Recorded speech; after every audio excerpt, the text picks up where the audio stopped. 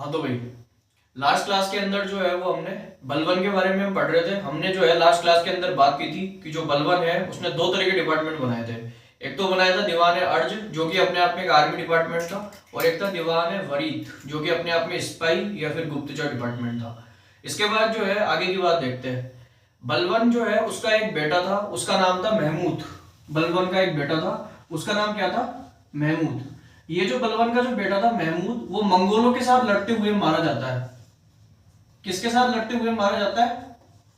मंगोलों के साथ जो है वो लड़ते हुए मारा जाता है। इसके बाद बलवन जो है वो महमूद को, अपने बेटे को, शहीद का दर्जा देते हैं। किसका दर्जा देते हैं? शहीद का जो है वो दर्जा देते हैं। इसके बाद बलवन का एक पोता था, बलवन का एक पोता था जिसका नाम था काई खुशो।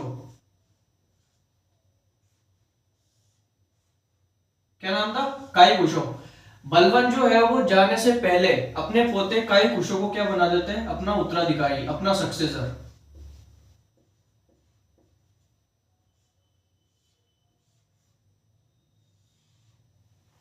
क्या बना देते हैं? अपना सक्सेसर बना देते हैं। क्यों?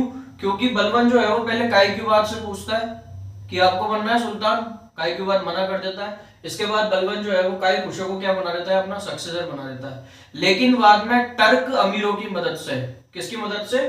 Turkish elite class, Turkish elite class, Turkish elite class की वजह से जो है वो किसको बाद में जो है वो फाइनली सुल्तान बनाया जाता है? काईक्यूबाद को। किसको सुल्तान बनाया जाता है?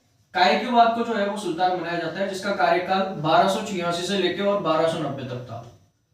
कब से कब तक था? 1286 से लेकर 1290 तक था। किसका कार्यकाल? काईक्यूबाद। समझ में आई ये बात? क्या होता है? बलवन का एक बेटा था महमूद, महमूद जो था वो मंगोलों के साथ लड़ते हुए मारा जाता है। इसके बाद बलवन जो है अपने दूसरे बेटे जिसका नाम था काईक्यूबाद, उससे पूछता है। काईक्यूबाद जो है वो मना कर देता है। इस वजह से बलवन अपने पोते काई खुशो को जो है वो अपना क्या बना देता है? अपना उत्तराधिकारी बनाता है। क्या बनाता है? अपना उत्तराधिकारी बनाता है। और फाइनली जो है वो बाद में टर्क या फिर अमीर क्लास, किनकी मदद से? टर्किश या फिर इलाइट या फिर अमीर क्लास, इनकी मदद से इसको हटा के, काई खुशो को हटा के फाइनली जो है वो किसको सुल्तान बनाया जाता है? काईक्यूबाद को सुल्तान बनाया जाता है। इसके बाद बलवन के बारे में ऐसा कहा जाता है कि बलवन जो है वो rather than expansion, rather than expansion focused on consolidation.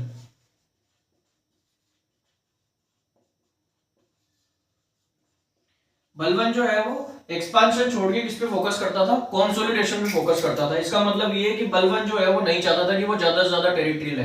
बलवन चाहता था कि जो मेरे पास टेरिटरी है वो स्ट्रांग हो, वो अच्छी रहे, वहां के जितने भी लोग हैं वो सुरक्षित रहे। उसका मानना ये नहीं था कि भाई आप जो है वो क्या करो, अपने साम्राज्य को ज्यादा से ज्यादा फैलाओ, बल्कि क्या करो, जो साम्राज्य है उसको अच्छी तरीके से रखो, उसको स्ट्रांग बना के रखो। उसको बोलते हैं कंसोलिडेशन। तो बलवन ने एक्सपांशन को छोड़ के किस पे फोकस किया था?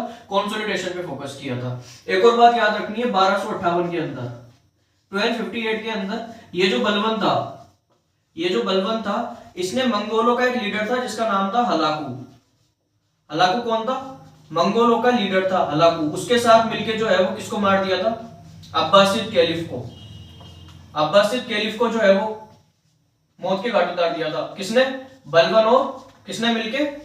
मंगोलों का एक लीडर था जिसका नाम था हलाकू। ये जो अब्बासिद है वो अपने आप में एक डायनेस्टी का नाम है, राजवंश का नाम है। जैसे कई डायनेस्टीज होती थी, जैसे मिडाइवल इंडियन हिस्ट्री के अंदर Osmania dynasty, Ottoman dynasty, Abbasi dynasty, तो उसमें एक डायनेस्टी थी अब्बासी डायनेस्टी। तो अब्बासी डायनेस्टी का जो खलीफा था उसको किसने मारा? मंगोलों का लीडर हलाकू। और बलवन ने कब मारा? 1258 में। कब मारा? 1258 में। तो ये भी जो है वो याद रखना है। तो ये जो है हमारी स्लेव डायनेस्टी का जो सबसे इंपॉर्टेंट जो कैरेक्टर है, यानी उसका नाम क्या है? बलवन और उसके बेटे, उसके बारे में हमने पढ़ लिया। अब हम थोड़ी बहुत काईक्यूबाद के बारे में पढ़ते हैं और क्यूमर्स के बारे में पढ़ते हैं कि ये दोनों कौन थे।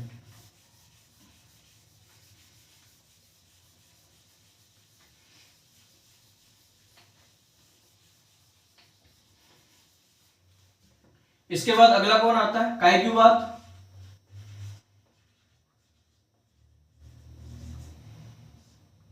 इसके बाद अगला कौन आता है? काईक्यूबाद। काईक्यूबाद का कार्यकाल कब से कब तक? 1286 से लेकर 1290 तक। काईक्यूबाद जो है वो किनकी मदद से जो है वो सुल्तान बना था? टर्किश अमीर क्लास। तुर्क जो अमीर क्लास है उनकी वजह से जो है वो क्या बना था, सुल्तान बना था। लेकिन ये जो काइक्यूबाद था वो एल्कोहलिक था, शराब का जो है वो सेवन करता था। किसका सेवन करता था? शराब का।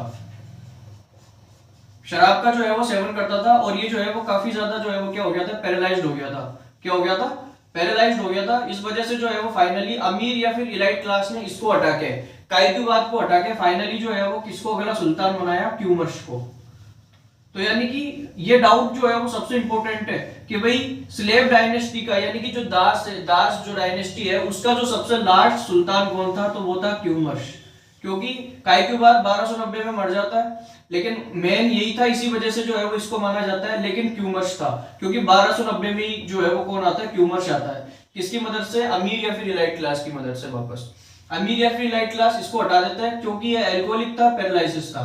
और ये जो ट्यूमर्स था, इनके गार्जियन कौन थे? ट्यूमर्स के गार्जियन कौन थे? जलालुद्दीन खिलजी। कौन थे? जलालुद्दीन खिलजी। तो ये जो जलालुद्दीन खिलजी थे वो धोखे से इन दोनों को बुलाते हैं, काइक्यूबाद और ट्यूमर्स को बुलाते हैं, और क्या कर देते हैं? मार देते हैं। क्या कर देते हैं? मार देते हैं। और जलालुद्दीन खिलजी फाइनली जो है वो कौन सी डायनेस्टी की स्थापना करते हैं?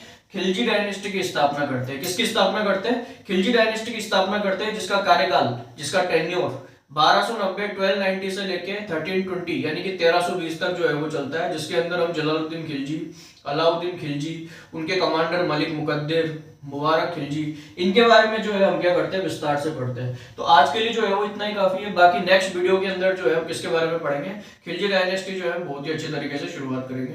Thank you.